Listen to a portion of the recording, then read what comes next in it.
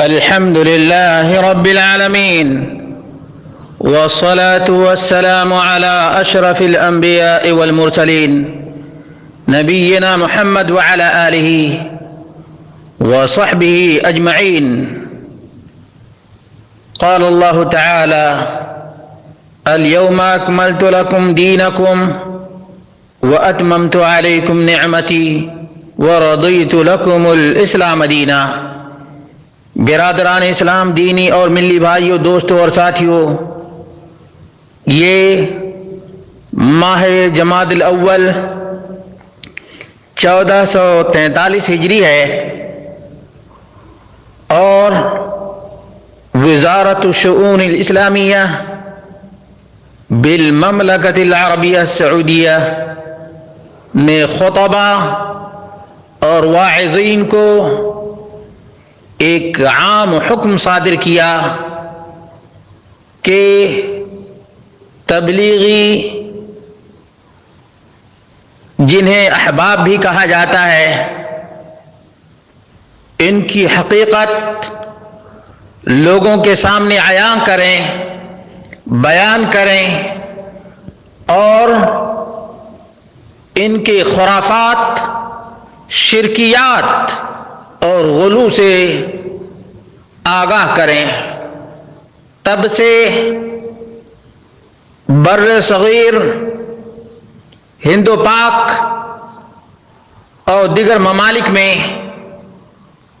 ایک شور بپا ہے اور ہنگامہ آرائی جاری و ساری ہے کہ آخر ان تبلیغیوں پر پابندی کیوں؟ ان تبلیغیوں کے عقائد اور انحرافات سے لوگوں کو آگاہی کیوں؟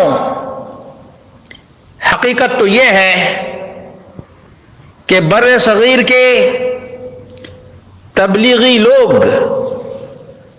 اپنے کرتوت، اپنے کارنامے اور اپنے عقائد ہی کو دیکھ لیں، اپنے سلوک اور اپنے اخلاق ہی کو دیکھ لیں تو معلوم ہو جائے گا کہ سعودی عرب کا یہ اقدام بالکل بجا اور نہایت ہی درست ہے،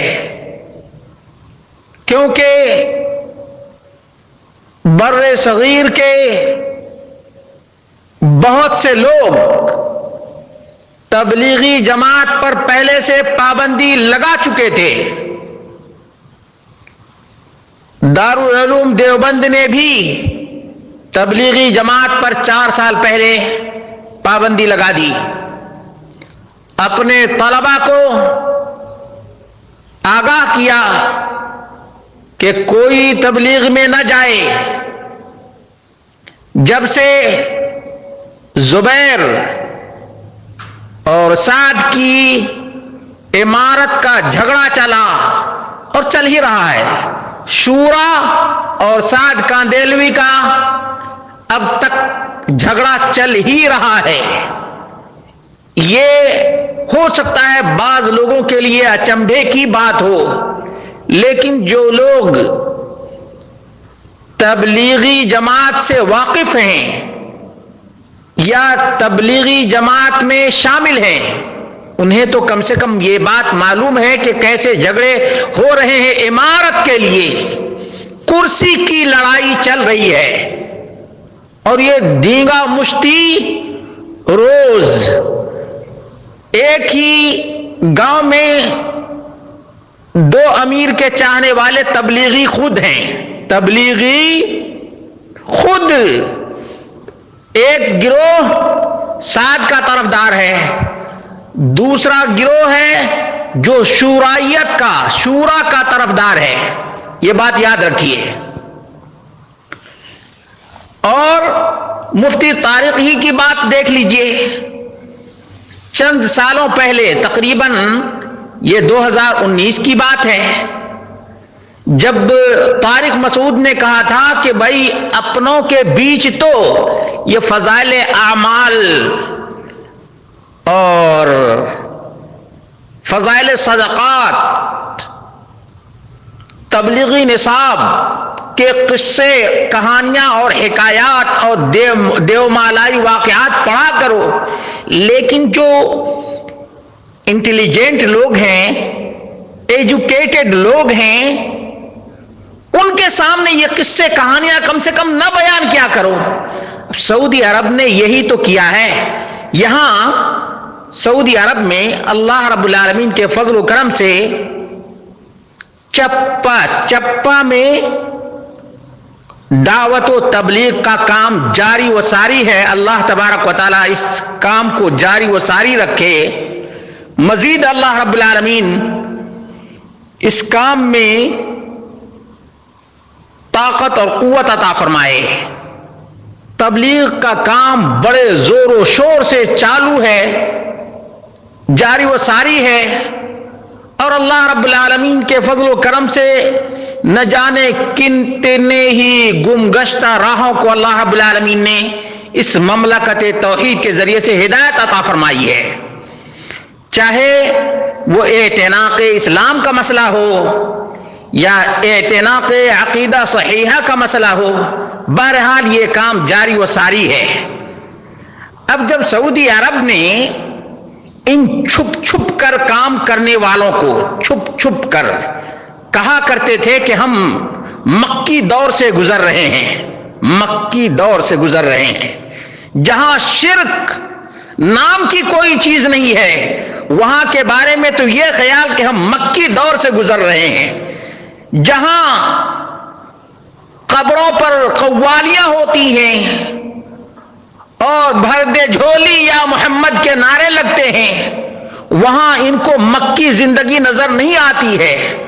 سعودی عرب نے جہاں اللہ رب العالمین کے فضل و کرم سے توحید کا بول بالا ہے، شرک کو کچل کر رکھا گیا ہے، روک دیا گیا ہے، یہ سب اللہ رب العالمین کا فضل و کرم ہے۔ یہاں مکی زندگی ان تبلچیوں کو لگ رہی ہے چھپ چھپ کر۔ بھلا بتائیے کہ کون سا ایسا ملک ہے جو چھپ چھپ کر دسیسہ کاری پھیلانے والے کو پناہ دے؟ دنیا میں کوئی ایسا ملک ہے؟ نہیں۔ تو آج یہ لوگ بلبلا رہے ہیں، ان کو دنیا کا کفر، دنیا کا سب کچھ، جتنی خرابیاں ہو سکتی ہیں تمام کی تمام صرف مملکت توحید میں نظر آ رہی ہیں، جہاں بڑے بڑے شرک کے اڈے ہیں، کفر کے اڈے ہیں، وہ ان کو نظر نہیں آتے، اس لیے کہ جس سے عناد اور دشمنی ہو اس کے آنکھ کا تنکا بھی پہاڑ نظر آتا ہے، اور اپنی آنکھ میں شہتیر بھی ہو تو وہ تنکے سے بھی زیادہ کم ہے۔ اس لیے مسلمانوں، واویلا مچانے کے بجائے اپنے عقائد کو تو دیکھو۔ کہتے ہو کہ ہمارا کلمہ لا الہ الا اللہ محمد رسول اللہ ہے، کم سے کم اس کلمے پر تو اپنے آپ کو تولو کہ واقعتاً تم صرف اور صرف اللہ رب العالمین ہی کی عبادت کرتے ہو، یا تمہاری عبادتوں میں شرک کی ملاوٹ بھی ہے۔